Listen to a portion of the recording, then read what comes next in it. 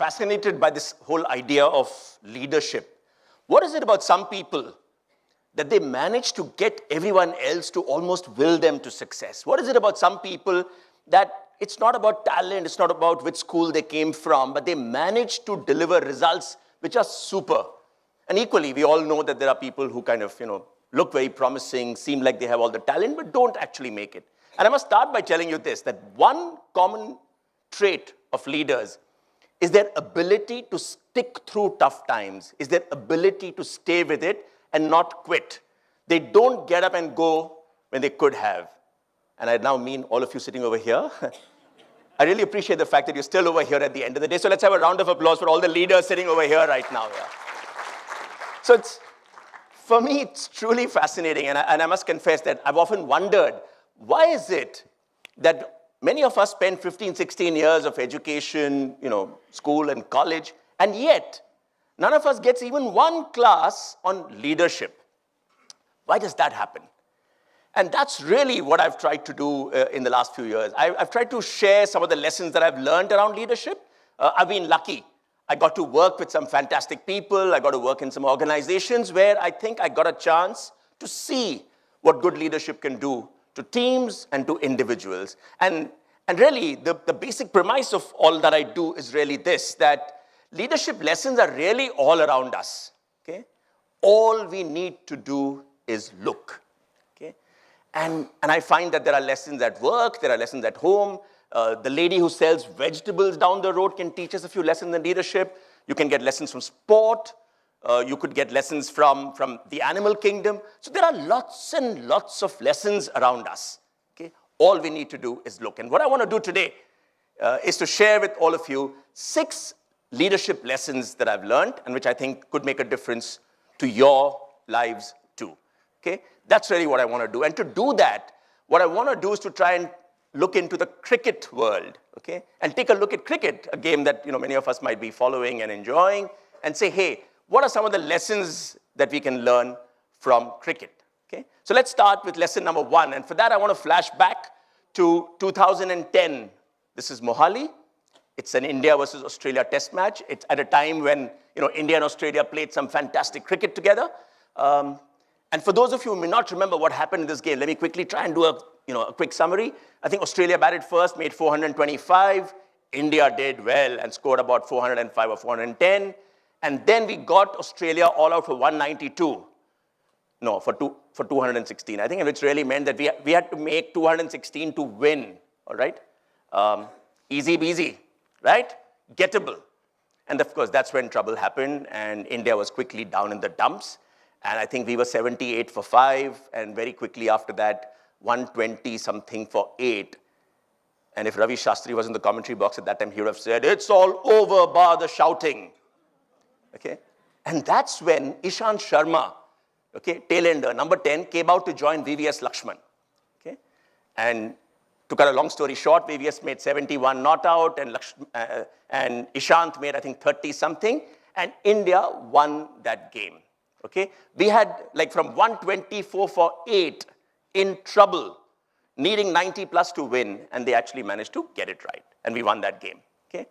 So what's interesting for me is not just the fact that we won the game, but the manner in which VVS Lakshman did it for us. So typically, and if you're a bit of a cricket follower, you'll know this, that if you're a great batsman, and as VVS was a great batsman, you're batting with all these tail-enders, what do? You tend to farm the strike. Okay, you know that other person is pretty useless. So what you do is to try and take a run towards the end of the over. So you try and play out as many balls as you can, and at the end of the over, you'll take a single, so you're back on strike for the next over. That's what you do. Lakshman did the exact opposite, okay?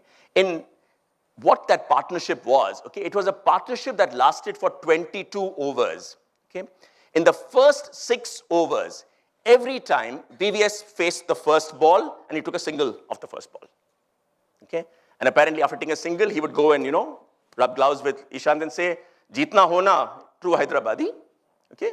Jeetna hona, we have to win this, okay? And he trusted Ishant, a number 10 batsman, to do it for India. And Ishant, of course, said, wow, somebody's trusting me. I'm going to show them what I can do. Okay, and he scored 31 and he won the game. In that partnership of 22 overs, 19 times, VVS was facing the first ball of the over. 15 times, he took a single of the first ball. Completely against the grain. Okay? But what VVS did was to tell Ishant, I trust you. I think you can do it. Come on, let's go and do it. And I think that's a lesson for all of us as leaders. Many of us complain that, I would have done a lot more if my team was better. What do? I have such lousy people working for me. Okay? That's a mistake. Okay? As a leader, we need to learn to trust the people we work with, believe in them, make them feel good, and then they'll surprise you with what they can do for you. And truly, the hallmark of a good leader is not the fact that he delivers great performance, but that he manages to get everybody else around him to deliver fantastic performance. A great leader is not a lady who says, I can do a lot, but is someone who says, hey, I'll make sure that everybody else here will play to the best of their abilities. And that's really lesson number 1 for all of us. Lesson number 2, and I want to take you to what's often called the greatest game of one-day cricket ever played. This is South Africa, March 12, 2006. It's Australia batting first, scored 434 for 4.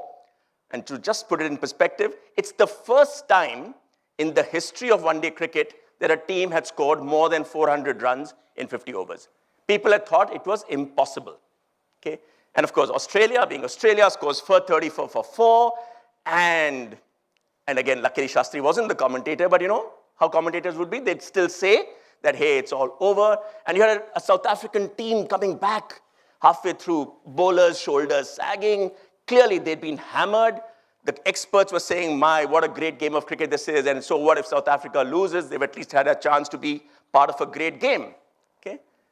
You probably know what happened after this. But for me, the interesting bit about this game was that at that halfway mark, as the team was coming back, okay, shoulders drooping, South Africans feeling hammered, beaten. How did we let this happen? That too at home. Okay? And that's when Jacques Kallis looked at his team and he said something interesting. He said, guys, I think they're 15 runs short.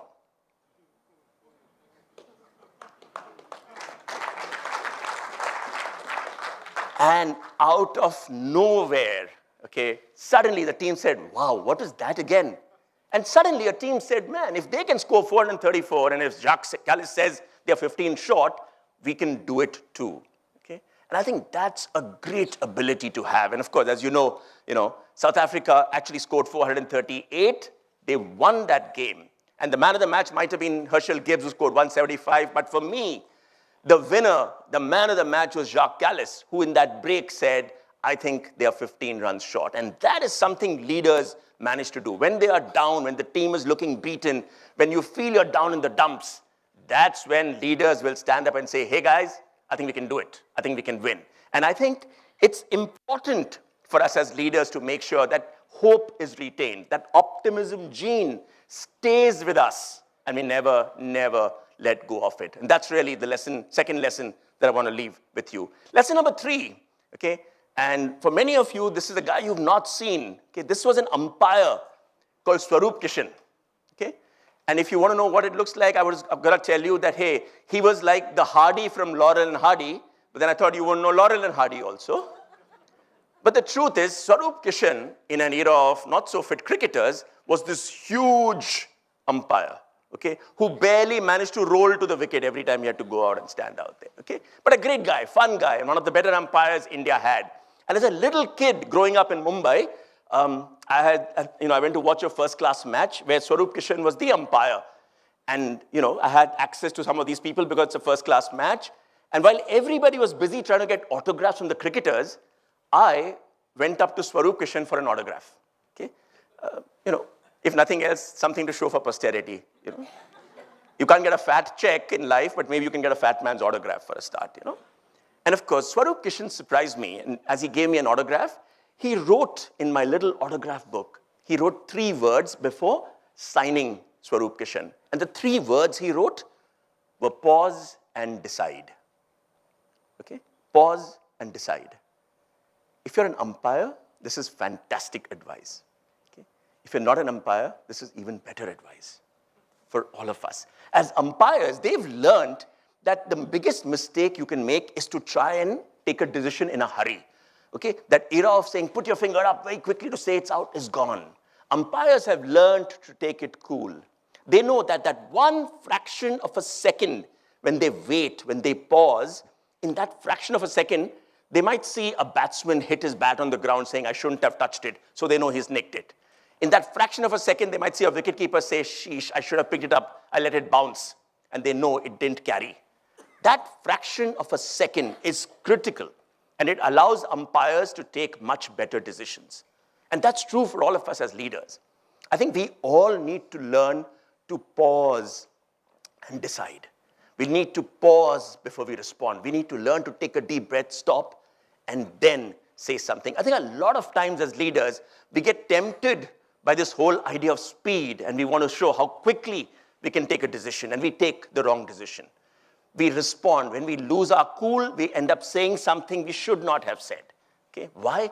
Because we did not pause. And I think this is great advice for all of us here. You might learn lots of communication skills to say, that's what you should say, and that's how you should say it. But truly, that moment of silence before you say something, that moment of silence before you decide anything is actually the most powerful bit that you can get. And that really is my lesson number 3. Lesson number 4, great lesson from Navjot Sidhu. Now, some of you might say, how can you get a great lesson from Sidhu? Yeah, strange things happen. But Sidhu, for those of you who might know, he's made his debut, I think, in 1983. And in his first 3 test innings, first 2 test matches, didn't really do much. He had a high score of, I think, 20 in an innings, which lasted for like 2 hours, 2.5 hours. Okay? And clearly, he got dropped after that. And Rajan Bala, a guy who used to write for the Indian Express at that time, wrote a column where he called Sidhu the strokeless wonder. Okay? Sidhu got dropped. And Sidhu tells an interesting story about how, as a little kid, you know, he was born into affluence. His dad was a very successful lawyer. And every morning at 5 o'clock, his dad would come and wake him up to go and run, to go and jog. But Sidhu, being Sidhu, would get up at that moment and then bribe the servants and put some pillows under those blankets and go and sleep in the servants' room. And at 7 o'clock, he would get up, throw some water on his face, on his T-shirt, and come running to his father as if he's just come back after running. Okay? And his father would say, Soja, bete, soja. Because, you know, poor fellow's already run for 2 hours, go sleep a little bit more. And Sidhu would then live like that. Strangely, after he got dropped from the team, his father came to him and left that newspaper column on his bed. A newspaper which said, strokeless wonder. Okay? And Sidhu felt bad. And Sidhu cut it out, felt miserable, cut it out and stuck it on his wardrobe wall. And from next day, he decided, I'm going to do something about it. Okay? At 5 o'clock, when his father came to wake him up, Sidhu was gone. He was out practicing. Of course, the habit of paying servants and bribing them hadn't gone because he now bribed the servants to come and bowl at him in the nets. And every day, he would hit 300 sixes. He would bat till he could score 300 sixes.